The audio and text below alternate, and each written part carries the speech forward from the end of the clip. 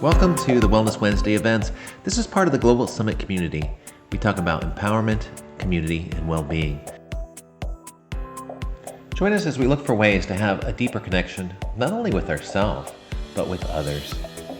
It's about using the experience and the knowledge that we've gained in life to find a better way to live, to share those simple insights, and to explore a new way of living a better life. Dive deep with us. Let's look inside and let's find a way to be free. Today's topic is going to be about how to raise happy children, looking at emotional resilience in ways that we can set them up for life. Welcome all to the Wellness Wednesday, and thank you for being here. We're from all over the world. We've got a global group, and I'd like to just have you introduce yourselves. I'll start with Will, and if you could just introduce yourself, tell everyone where you're from, and just one little bit about yourself. Hi, my name's Will. I'm from the UK, also Australian. I sort of been a digital nomad for a while until I decided to put down roots here in the UK. I love that.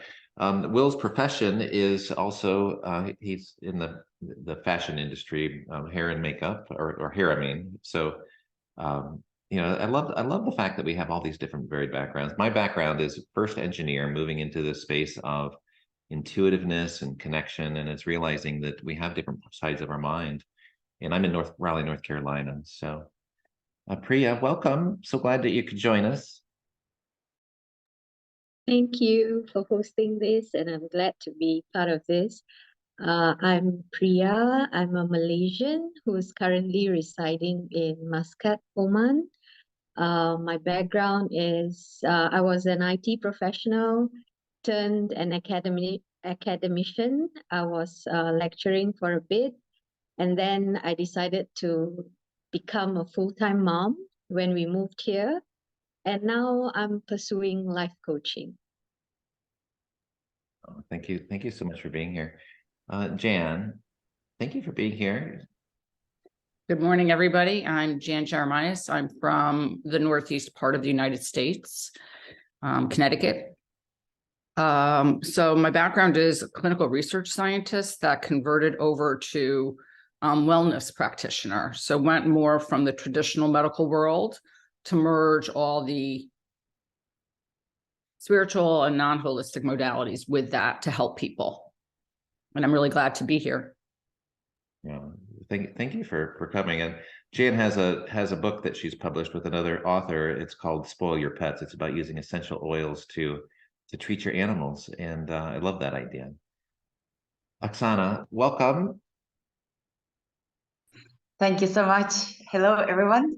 I'm from Estonia, Tallinn in Europe, probably far away from all of you guys.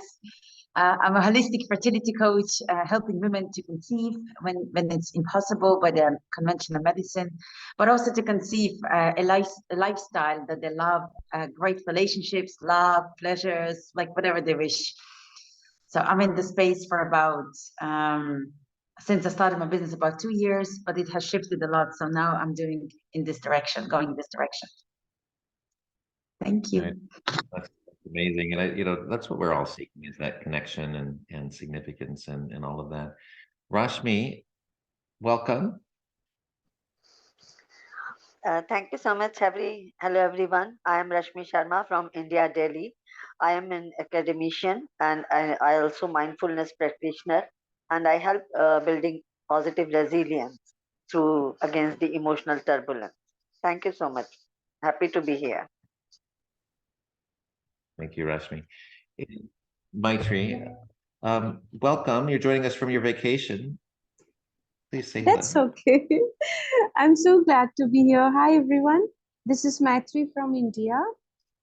From last 15 years, I was in corporate background. I'm coming from corporate background as a trainer, and now shifted to a one-to-one coaching and one-to-many. Thank you.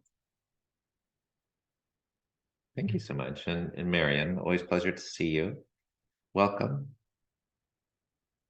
Thank you. I'm Mariam from India, and I'm a banker, but more into self development. And if I can develop myself, I think I can help someone else as well. So I love doing mental health. Good. Thank you. Thank you so much. And Priyada, we're just making an introduction if you care to. It's not necessary, but if you would like to, you can either type it into the chat or come on camera and say hello, or even just unmute and say hello.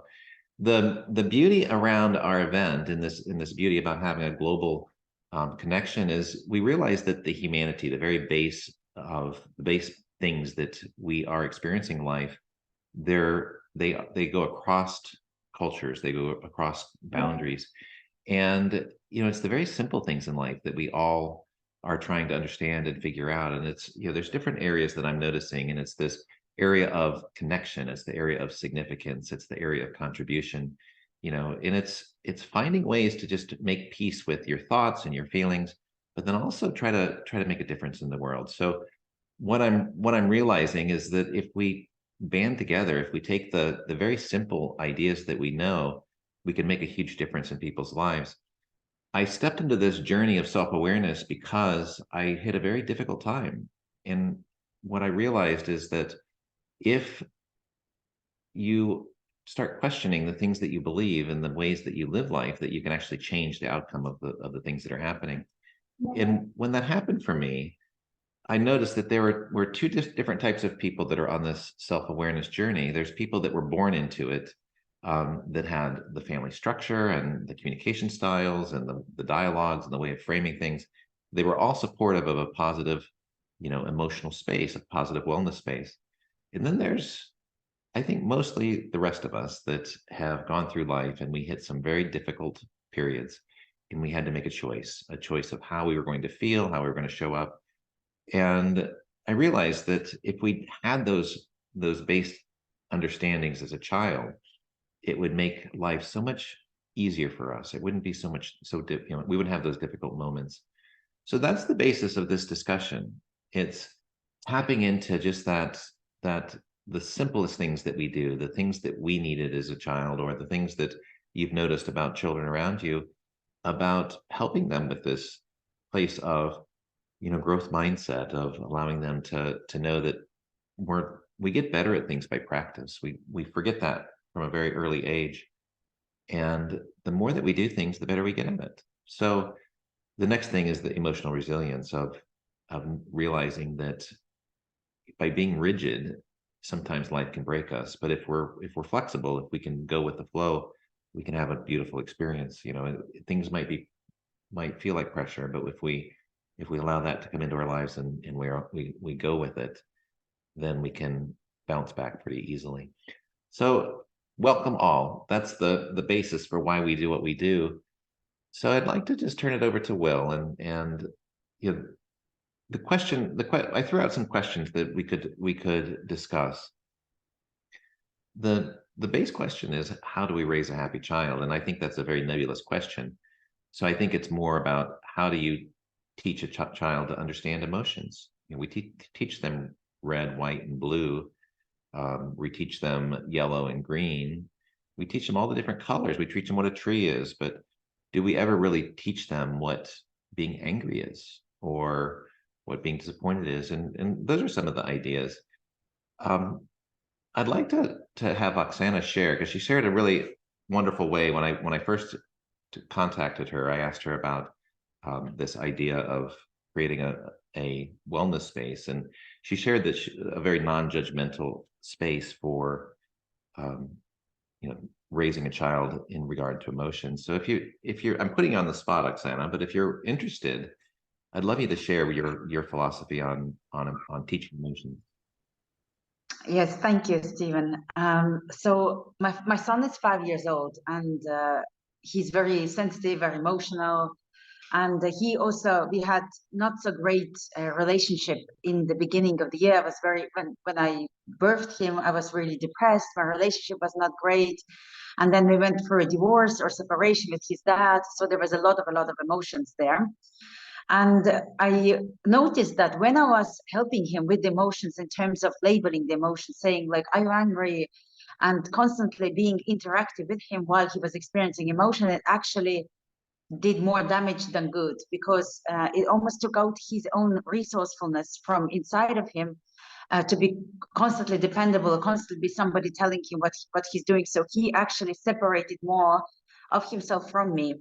And when I started viewing this, for example, if a kid has a tantrum, or if my son has a tantrum, meaning that he's just emotional, you know, from things, because it happens to all of us, I would just simply be present with him, and I will not be neglectful, but I would purify my own emotions in the meanwhile while he's experiencing the emotions, because it will trigger me. And the more I would purify, I would hear him saying something like, but I'm a bad boy. And this came from my granny, and my granny is 92, and like the thing is there, but there's no judgment. And I didn't respond to it, anything. And then he would repeat again, I'm a bad boy. And I see that he wants the attention to say that, no, you're not, you know, whatever. And I just looked at him lovingly. And then when the emotions passed through him, which was actually pretty quick, he just said, okay, mommy, I love you. Let's go and play now. So I didn't have to interact with him in terms of when he's in emotional flow. So I allowed his emotions to flow freely by giving him the space and not wanting to change him, fix him, amend him, label him. And because of that, his emotional awareness has become much, much, much better. And our relationship, he opens to me, up to me, the stuff that is very intimate that I remember I didn't open up to my parents. Not that it's their fault, they just didn't know how to do it.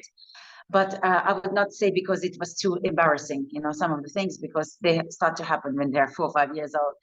So I started to realize the connection went deeper, because the connection is built on the much higher level, not on a human level first, by understanding, relating, confirming, but on a much higher spiritual level, where everything else flows from up down, and there's no words anymore needed, because it almost becomes like a, yeah, I got you, I'm here for you. You don't even need to say anything.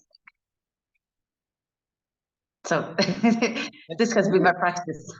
Yeah, thank you so much for that. And I'd like to just open up the floor. So we have the raise hand feature. So if anything resonated with you on that discussion, on discussing either, you know, dealing with difficult emotions, or, you know, especially when a child labels themselves of saying that I'm this or that, good or bad.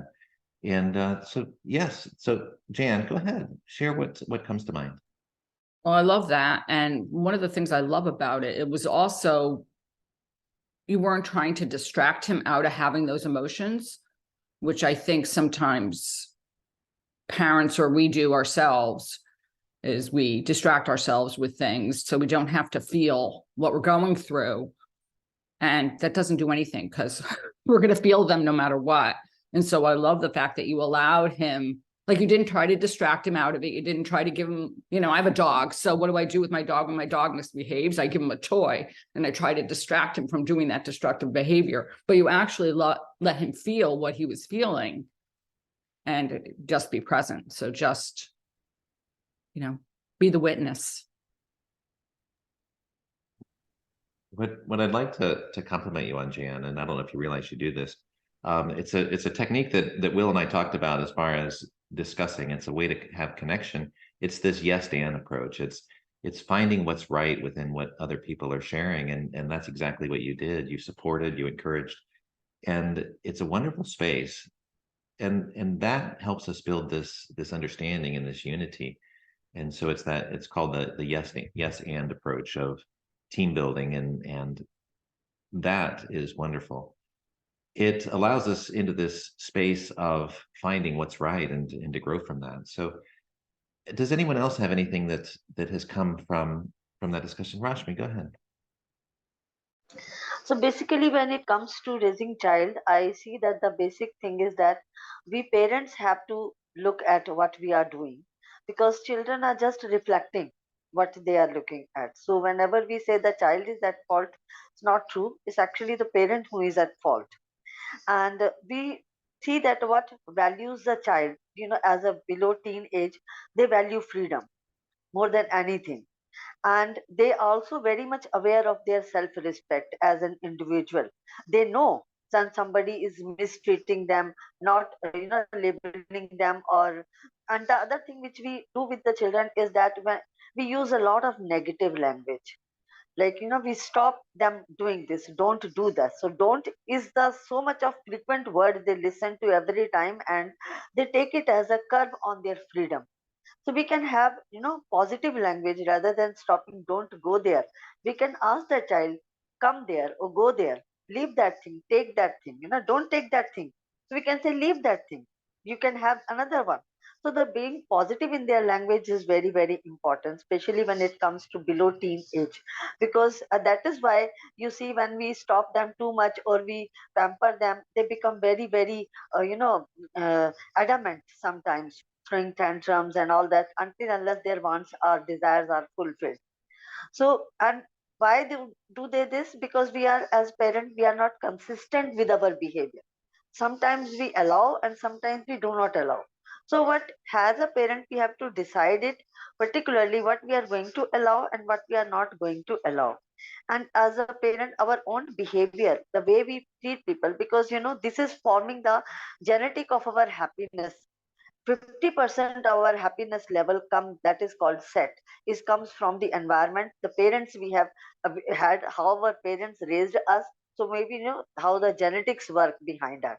50% of our happiness depends on this whole of our lives. So it is the base foundation we are creating when the child, we are raising a child below 10, 7 8 years, up to 7 8 years. This is very, very important phrase, that when we set that those set standards we are making, so they should be, and they are changeable. So first of all, as a parent, as an adult, I also have, as a parent, 50% of my set genetics from my parents, but deliberately I need to change it, because if I want to raise a happy human beings for the future generation, that is what I was thinking about. Thank you. Thank you. Thank you for that. And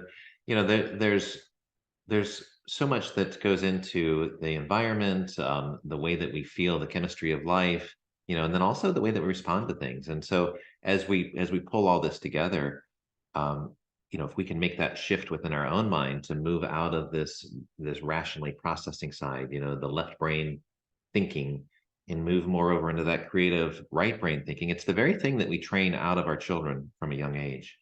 And if we could go back to that and to reintegrate that, I think that would be one possible solution.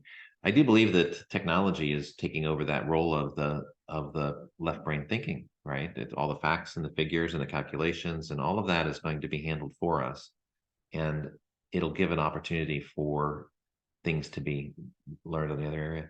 Does anyone else have anything that comes to mind they'd like to share, or any insights? Go ahead, Maitri.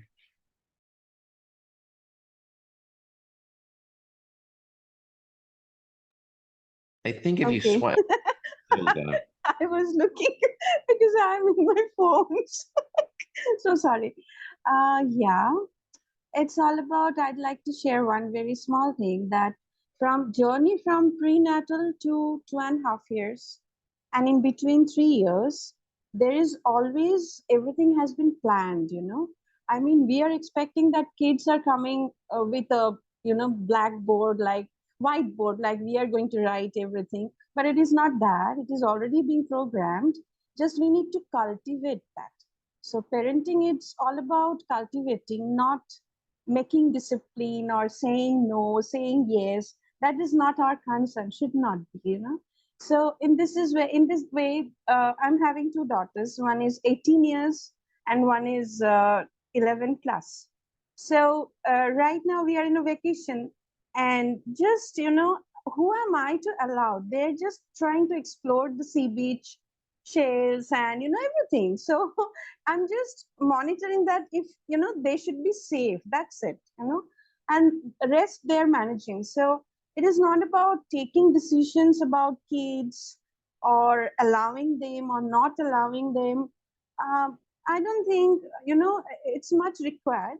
Let them explore, and let them glorify their journey about by their own, because already things are there with quality they here.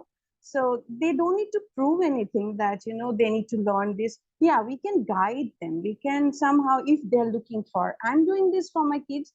If they're asking something, definitely I will think about it and I will take time and I will share. But maximum time, I'm just depending on them, okay, how they are going to react. And sometimes I realize that they're more mature than me. so so it's all about, giving space, offering space, at least for me. Thank you. Oh, thank you so much for that. And um, we forget that we have an inner child within us ourselves. And so there's times that inner child will come out, especially when there's difficulty.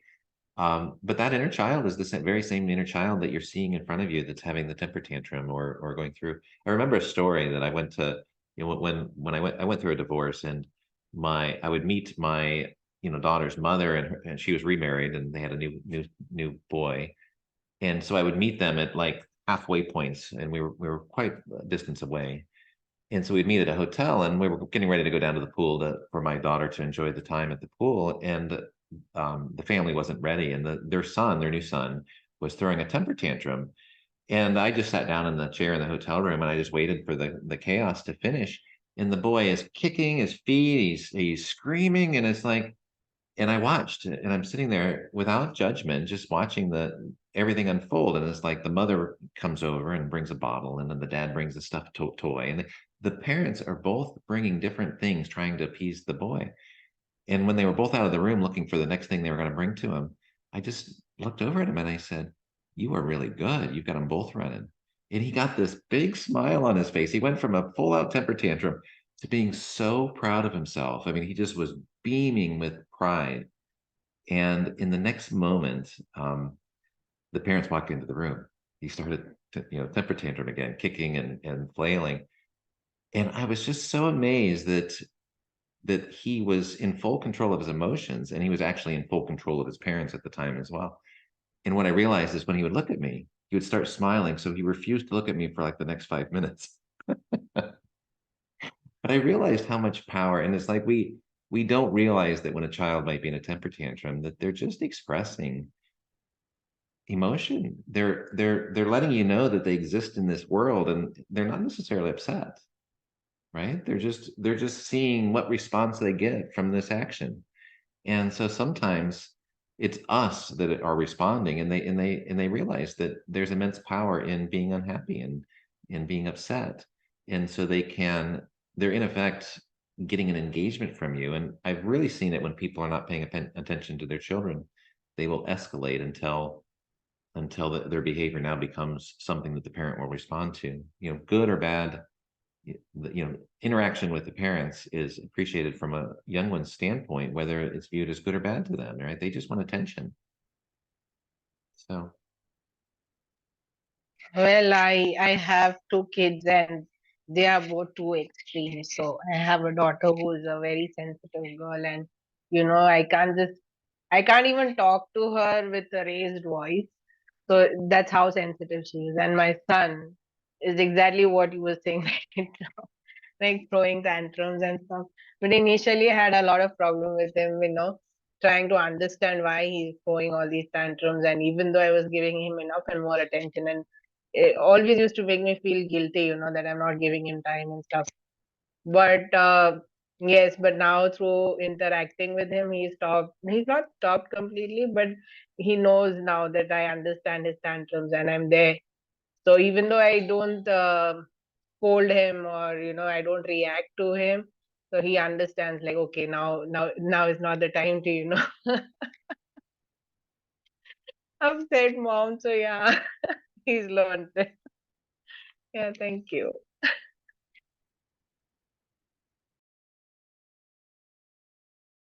it's devastating when you go through that. I mean, when you're a parent, because you want your children to be happy. And I remember my own daughter, she was a very strong-willed child. And I read a parenting book that said, if you have a temper tantrum, to stop what you're doing, change the environment, and do all these things. So I took her into the store, and it was a very large store. And she waited until we got to the very end of the store, and she dropped onto the floor in the middle of the store, started screaming at the top of her lungs.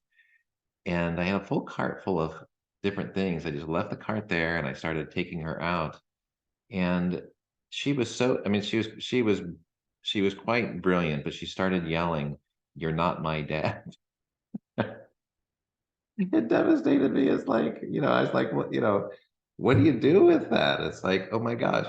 And you realize that, it's difficult when a child is yelling that. And it's like, you don't, it's hard to respond. And so when you have, especially when you have a strong-willed child, they're brilliant in their interactions. And I've got so many stories of, strong-willed child, but the idea is, what would be the next area where we focus?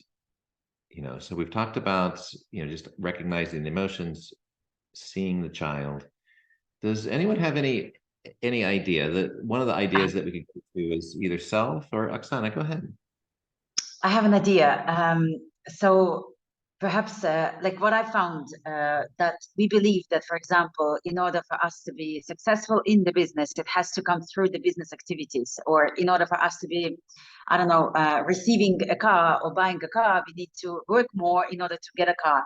But what I found for life is that our children and everyone, actually, people around us, the more emotional reaction triggers they create in us, this has everything to do with the business, with the manifestations, with the car, and so on and so forth.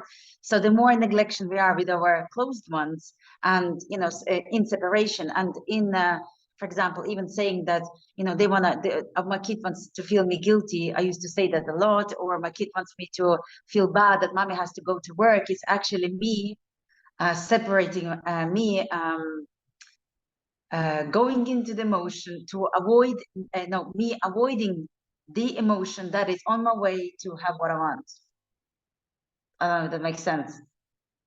So, for example, a kid would create a situation that is completely like maybe, Stephen, your situation is like, you're not my dad.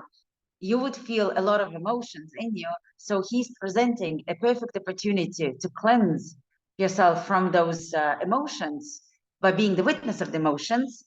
That can, the 3D or the world that we see will rearrange by itself, so that everything that was on our way that we wanted to have, including, for example, our kids saying like, "You're my daddy," or you got a promotion in your business, everything that has the same emotional charge will dissolve by itself, and things will come to us instead. So our relationship with the kids and with the people is a beautiful way of abundance that we don't see, because we're so fixated on, in order for me to get XYZ, I need to do XYZ.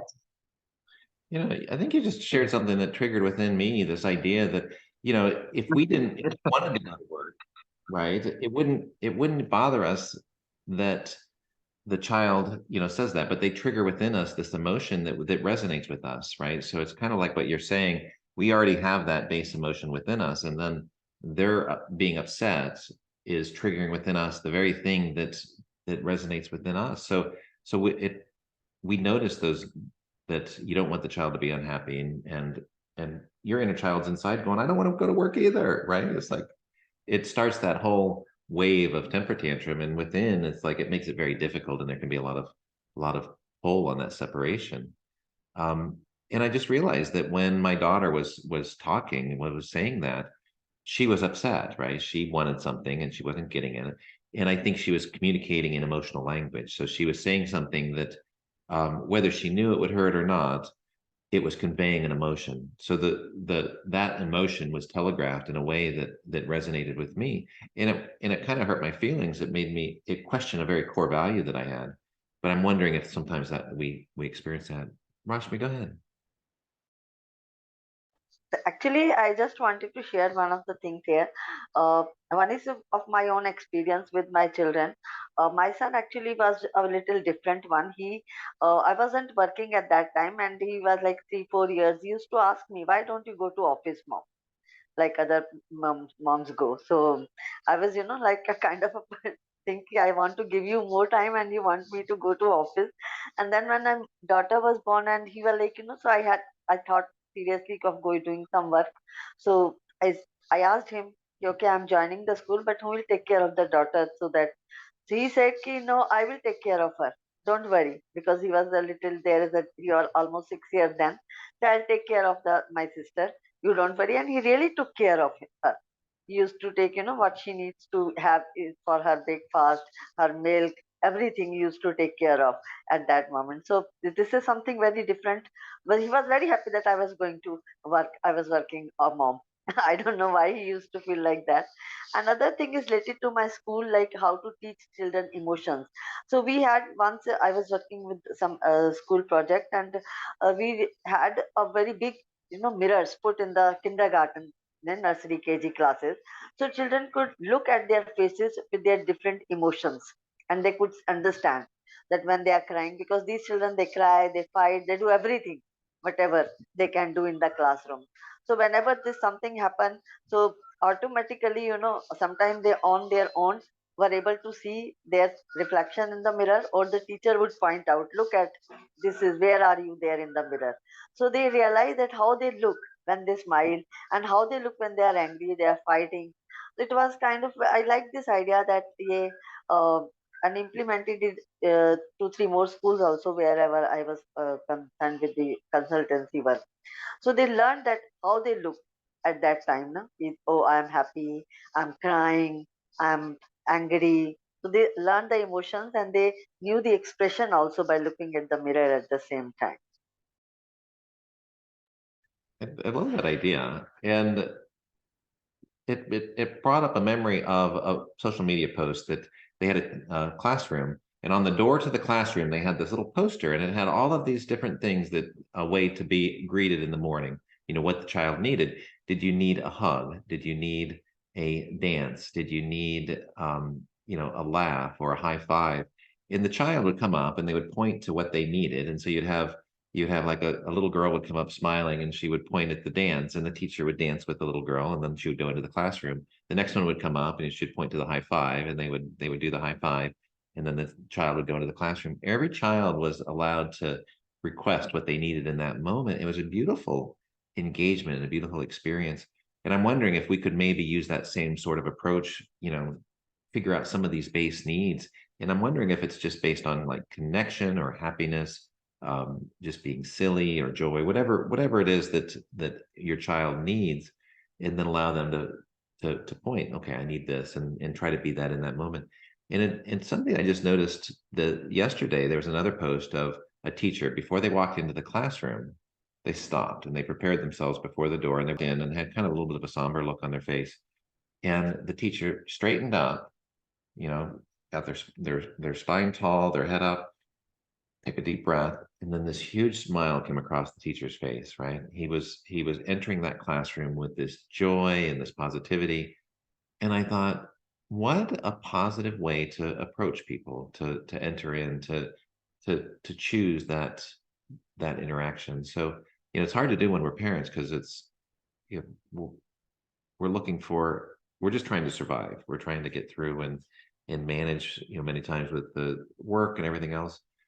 But it's this idea of transforming our lives into not something that's difficult, but like Oksana mentioned, transforming it into something that's joyful, and allow that to be the life that we have. Does anything to come up? We had talked about going into breakout rooms, and if you want to go into the breakout rooms and have a small discussion amongst each of you on some of these ideas, type a 1 in the chat. If you'd like to stay in this main group and just continue the roundtable discussion, type a 2. And does anything else come up for the discussion? Go ahead, Priya. Can you hear me? We can. Go ahead. I'm sorry, because I'm using my phone, and I don't normally use Zoom on the phone, so I'm a bit. If you want to go back, I can try to ask you to unmute if that would work. If you go back to the photo, I could try it. I don't know if that will do anything.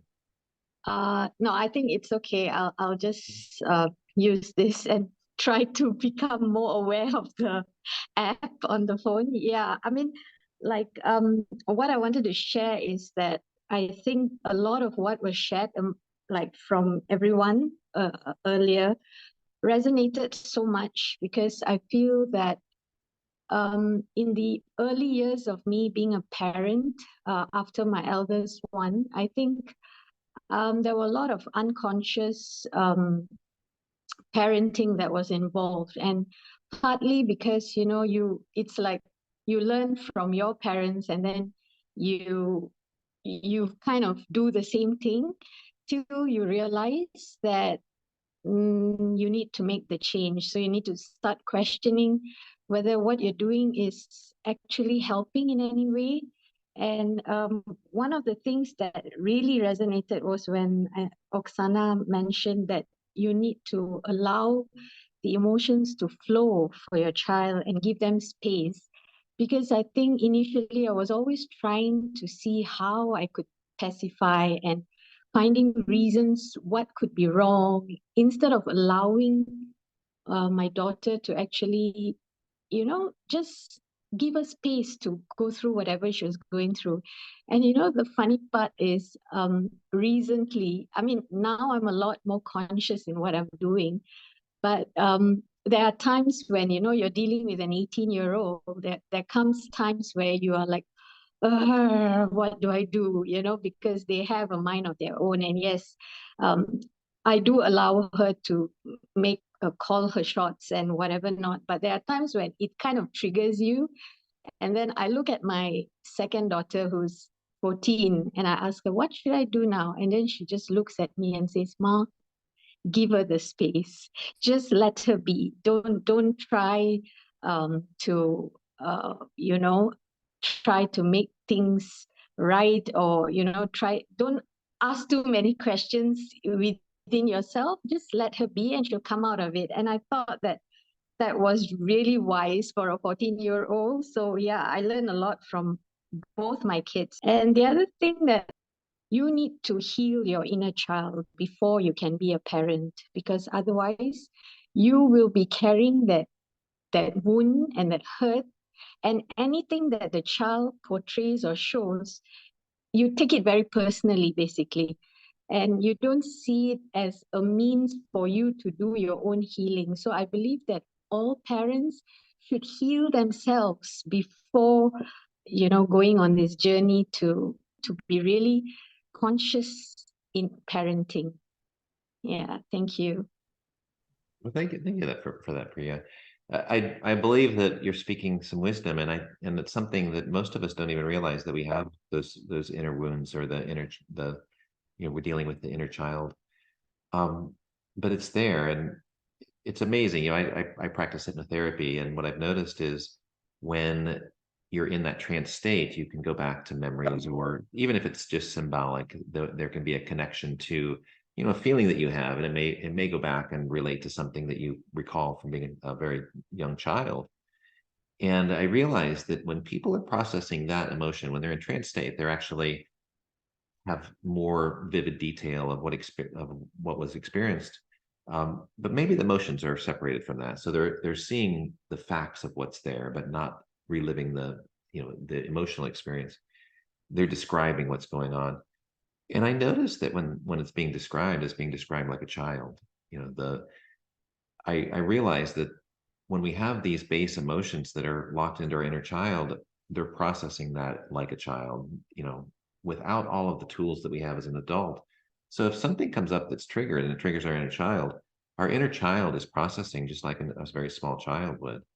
And those are wonderful times, Priya, just like you had mentioned, when healing is just reintegrating your adult self or your spiritual self, you know, your higher self, into that space. And it's acknowledging, you know, like just when we see a child crying, you don't, you know, punish them for that. You know, you give them whatever it is that they need at the time, whether it be a hug or connection or whatever. But realizing that, you know, you're there for them, you're making that connection. And so we can do that ourselves, that we can actually pour into those times of memory, and just realizing whatever it is that we needed, you know, recognizing what did that little child need, and then offer that, right? It's like no judgment, just it's okay. So I love that idea. And this has been such a positive discussion. We talked a little bit about setting the understanding for the children. We talked a little bit about healing ourselves and noticing what it is about ourselves in this journey. What would you share to your either younger parent self, or what would you share to a parent just starting out that would be something to encourage them or to give them some insight that would take that load off of the fear of parenting or the stress of parenting. Does anybody have anything they'd like to add? Yeah, I would like to say that it's very, very important to become self-aware before you become a parent. Because if you don't have that self-awareness about, you can't check your emotions, how you are feeling, how you are dealing with your child. Even if you like, before that you plan to become a parent, it's important that you have something to know about your own emotions, your self-awareness. You should have something to learn about how you can manage your emotions and interactions with other people, because this is all that is going to that I have to heal myself before I become a parent. So to expect good things from my children. So that is what So it's important that is why, like from the every person who has written great books has recommended that these things should be taught in schools about self awareness, about our emotions. So that is why I really second with the thought that every adult, before they go into the real life, they should know all about these emotions and all that thing. This should be a part of curriculum in the school. Right, I love that, and it makes me chuckle a little bit on the inside as well, because Tasha Yerk says that 85% of the people deem that they are self-aware, but it's really only about 15%. So I think she said something like, 60% of the people are lying to themselves. So it's this journey of trying to understand what it is. And I love this idea. There's this group that does it's for highly sensitive people that have been through traumatic experiences in life. And what they do is they find these horses that have had um, traumatic lives, and they pair them together. And there's this healing journey that can go together. And it's so beautiful because the horses is rebuilding trust, and the rider is rebuilding trust as well. And so I love that idea, Rashmi, that to have that self-awareness, but I don't know that everyone can have that from the very beginning, because we just don't realize it. And it's this journey of offering grace to one another and just growing together, and being who it is that you are, and recognize. Mary, I saw your hand was up, but go ahead. What I realized, in this journey is that it's like when you give birth to a child and you become a parent, you are growing as the child grows, right? So you're learning a lot of things. Uh, it's best not to compare yourself to other parents, because each child is different, and you cannot just, okay, so if someone is treating a child in some way or doing something for a child in some way, you can't just follow it blindly, because your child is going to be different from the other one. So what I've learned is, as your child grows at each stage, you are growing as a parent. So it's right from scratch. However much you know about things, however much knowledge you have, but it's going to be new. And with each child, it's going to be new. So yeah, you can even if a parent having two children is going to be different for both of them, how you raise them up, because your values may be the same, but how you treat them and how you make them grow and give them awareness is going to be different for each one of them. So there is no right or wrong way in that. It's just that you've got to learn, be aware of what is it that they want and what is it that you can give them. So yeah, I think for me it works like that. I love that, and every child's different as well. I mean, it's like you can be the same parent, but you can have a child that responds completely differently, and you know you recognize that as you start paying attention. So, does anybody else have anything that? Go ahead, Maitri. Then we'll go to Oksana. Okay. Maximum parents, they're talking about tantrum, but I would like to ask you also that how this topic is important for the kids or for the parents, that how you are treating your child, that phase should not come, So tantrum, basically, I never faced, not for a single day, because there is another terminology. It's always, people used to say, I'm sacrificing a lot to raise my kids and all that stuff. But they're the blessings, right? They made you parents. So I don't think that these two terminologies are useful for, tantrum and sacrifice, and these are all things like I think we need to change our, mindset, that what we want, actually we need children, or we want to be parents, or what exactly. So some kind of foggy areas are there that I think many people, they need to work on it. So every time we are using this term, I'm doing a lot of sacrifice, I'm doing a lot of hard work for you, but you're talking to whom? So that particular feelings, I think many people, they need to work on. So I never felt that tantrum or something, because when I've started working in the corporate, I used to cry every day because I had to leave the elder one and to somebody, because my husband, he's having a work profile like he has to travel a lot. So every month, 20-25 days, he was out. And only when he was there, I was feeling a little bit relaxed that, okay, today's lunch, daughter is going to have with him and relax. So 2.5 years old she was.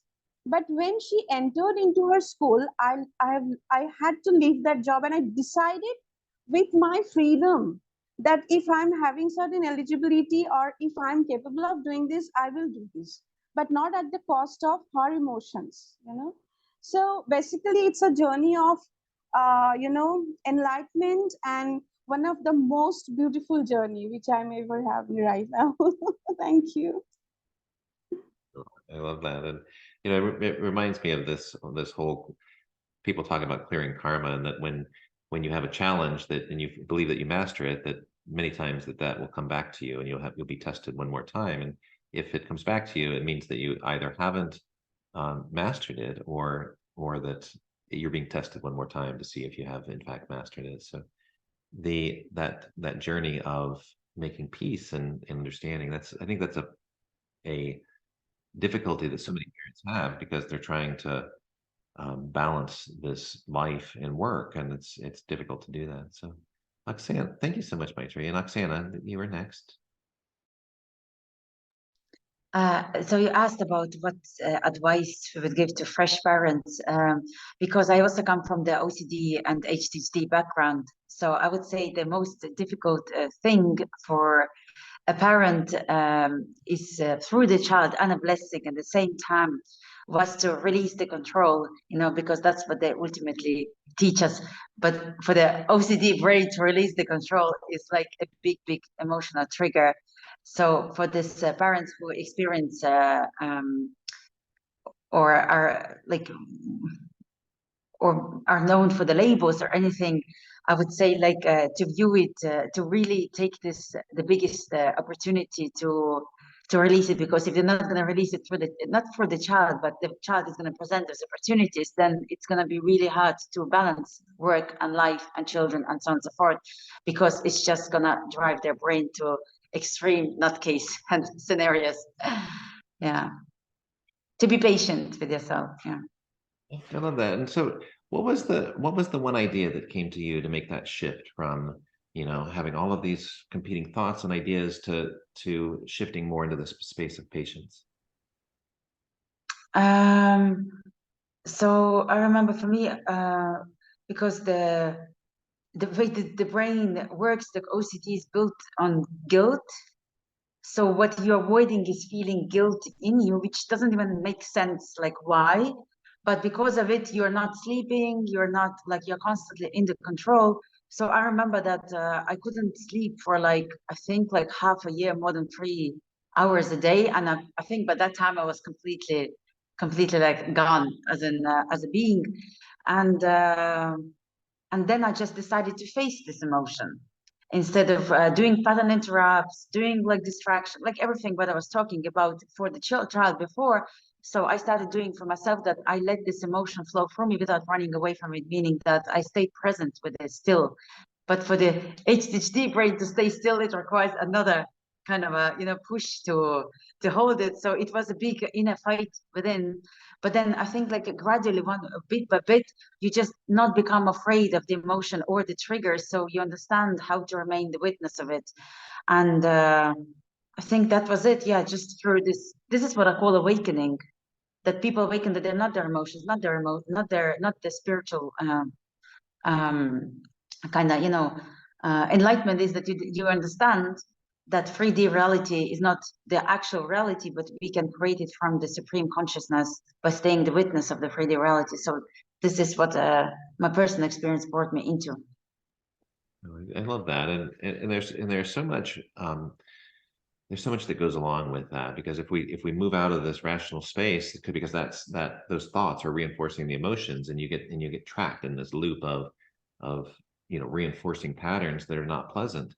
But if you can allow that to be, if you just accept that this is what I'm feeling, then it can move forward. I've noticed that emotional language is, I always say that when there's emotion being conveyed, when we're trying to convey how we're feeling, that we will pick words that are emotionally relevant, but not cognitively accurate, right? So we may not say the things that fit the facts and the circumstance, but we will be conveying something that conveys how we feel.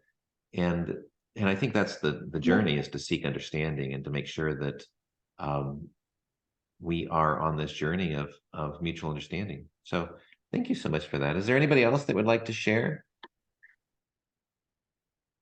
Go ahead, Jen.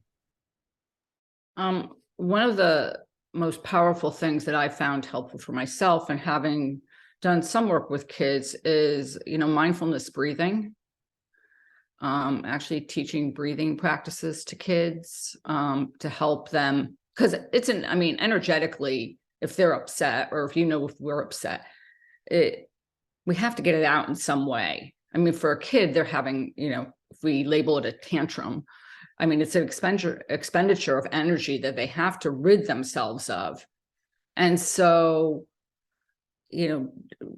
not distracting, but being present with the breath, because then you're present with the emotions too, because when you're consciously doing that kind of stuff, there's nowhere to go, but you're in it. So I would say teaching breathing, I would think, is a really useful tool for parents and for kids alike, or teaching parents how to teach their kids how to breathe.